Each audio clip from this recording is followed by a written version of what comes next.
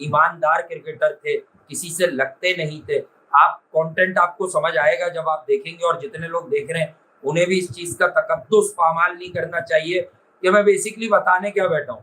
ये basically recorded feed है, पर मैंने कहा लाइव ही करके डाल दूँ ताकि आप लोग आराम से ये चीज़ समझें कि इंडिया की जो बैट्समैनशिप है, सचिन तेंदुलकर टी20 क्रिकेट नहीं खेले, सचिन तेंदुलकर कुछ और नहीं खेले, बट इंडिया की जो बल्लेबाजी है वो क्यों इस पाए की है, उनके रोल मॉडल्स कौन है? तो उनके रोल मॉडल्स ये हैं, सचिन रमेश तेंदुलकर उनके रोल मॉडल हैं, ठीक है। उसके अलावा भी उनके दीगर रोल मॉडल्स हैं, ठीक है, जिनका आपको पता है कि वो कौन हो सकते हैं। सही है, आपको पता है कि वो कौन लोग हो सकते हैं। तो यही चीज आप जो है वो जहन में भी रखें कि when it comes to Sachin Tendulkar. देखें, सचिन तेंदुलकर के बाद इंडिया को एक तलाश थी एक और ऐसे आइकन की। या India had the services of Virendra Sehwag और रोहित शर्मा ऑल्सो। रोहित शर्मा टी20 वर्ल्ड कप, इनॉग्रल टी20 वर्ल्ड कप 2007 में खेल चुके थे। वीरेंद्र सहवाग सीन पर आ चुके थे सचिन तेंदुलकर के साथ, उनका पेयर बड़ा मशहूर हो गया था और उन्होंने बड़ी जबरदस्त बल्लेबाजी की। कभी गंगोली ओपन आ गए, सचिन तेंदुलकर नीचे चले गए, लेकिन वनरेबिलिटी इंडिया की बैटिंग में ये नंबर चेंज की इसलिए होती थी क्योंकि इंडिया के पास नाम अच्छे थे, बट समहाउ इंडिया उतना डेवस्टेटिंग नहीं था व्हेन इट कम्स टू बैट्समैनशिप कि वो इस तरह से रोल प्ले करे और सारे लोगों को अपना रोल पता हो एज क्रिकेटर, एज बैट्समैन, तो उनका रोल क्या है, ठीक है। और वो इसी तरह से चीजों को आगे लेकर गए। जब आगे लेकर गए तो फिर आपने और हमने सबने देखा, हम सबने देखा कि किस तरह सचिन तेंदुलकर ने अपना नाम ऊपर किया। 2011 की ट्रॉफी कुदरत को उनको देनी ही पड़ी। कुदरत को सचिन रमेश तेंदुलकर को उनकी सर्विसेज के अगेंस्ट 2011 का वर्ल्ड कप देना ही पड़ा।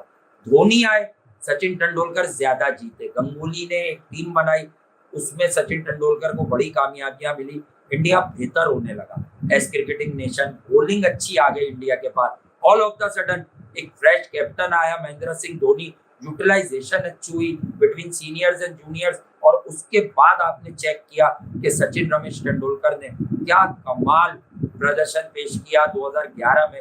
बहुत अनफॉर्चुनेट था कि वो फाइनल में आउट हो गए, लसित मलिंगा का शायद वो गॉड बिहाइंड हो गए थे, शिकार हो गए थे, लेकिन ट्रॉफी उनके हिस्से में आई।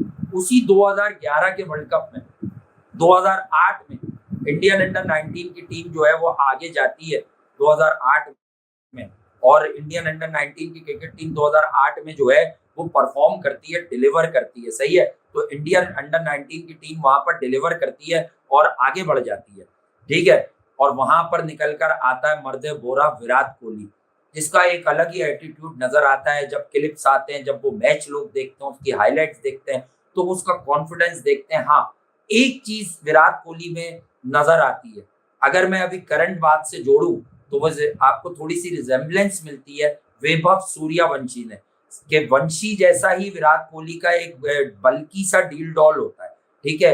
उस उम्र में, छोटी उम्र में ऐसा लगता है कि टेंडेंसीज हैं उसमें, ऐसी टेंडेंसी है कि वो थोड़ा सा फूल जाएगा, ठीक है। फिर वो बहुत अजाइल नजर नहीं आएगा, ठीक है। फिर वो बहुत अटैकिंग नहीं लगेगा, ऐसा हो सकता है। और फिर जब विराट कोहली क्रिकेट में आते हैं तो 1 साल, 1.5 साल, 2 साल में वो चीज नजर भी आती है कि वो 2011 में, 2010 में खेलते हैं एशिया कप, 2011 में आते हैं वर्ल्ड कप में, 2012 में खेलते हैं, तो उनके कल्ले वल्ले जो है ना बहुत बहुत ऐसे भारी यूं करके हो जाते हैं।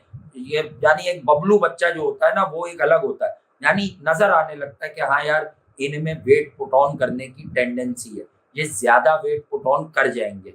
सही है, फिर विराट कोहली को खुद ही ये एहसास होता है कि यार मुझे अपने ऊपर काम करने की जरूरत है ताकि मैं स्लिम रहूं, ठीक है। मैं स्लिम रहूं, मैं भागता रहूं, सही है, मुझ पर मेरा वजन बोझ ना बन जाए, ठीक है। तो विराट कोहली जो है वो फिर मेहनत करते हैं, बहुत से खानों से दूर हो जाते हैं, ठीक है। खाना छोड़ देते हैं एक तरह से, और कौन कौन से खाने छोड़ देते हैं आपको पता है, सही है। खाना भी छोड़ देते हैं, पीना भी छोड़ देते हैं। फिर वो बताते हैं कि मैंने चादरें काटी, ठीक है, वो बताते हैं कि मैंने चादरें काटी।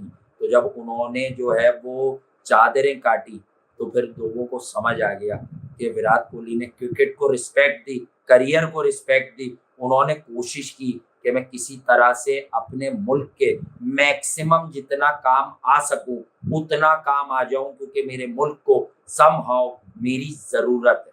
मेरे मुल्क को समहाउ मेरी ज़रूरत है। तो यहाँ पे कहानी शुरू होती है कि सचिन रमेश तेंदुलकर को देखकर फिर लोग उनसे पूछ लेते हैं, वो बड़ा फ़ेमस डायलॉग है जिसको मैं तर्जुमे में आपको बता देता हूँ, सबको ही याद है वो, कि जब 2011 में वो सचिन तेंदुलकर को 2-3 लोगों के साथ मिलकर अपने कंधों पर उठाते हैं, तो वो कहते हैं कि ये मूवमेंट कैसा लगा? तो उन्होंने कहा यार उन्होंने 20-22 साल से जो है हमारी क्रिकेट को अकेले ही अपने कंधे पर उठा रखा था। तो अब ये बड़ा हाई टाइम है कि हम उनको अपने कंधों पर उठा लें। तो ये इज़्ज़त जो वो सचिन तेंदुलकर को देते हैं और ये नहीं बोलते कि मैं इनका रिकॉर्ड तोड़ना चाहता हूँ, मैं इनसे मुकाबला करवाना चाहता हूँ, मैं ड्रामे करवाना चाहता हूँ। तो शायद विराट कोहली जो आज उनके हक में, उनके नसीब में जो इज़्ज़त है, देखें वो ज़बानी जमा खर्च से तो कुछ होता ही नहीं है। जब आपके लब हिलते हैं 10, 20, 50, 100 लोगों के सामने, तो अब पता सबको चल जाता है कि आपका मटेरियल क्या है, ठीक है? आप बने जो है वो अ, किस तरीके से आपकी ग्रूमिंग हुई है, ठीक है? किस तरह से आपका अंदाज़े बयाँ है,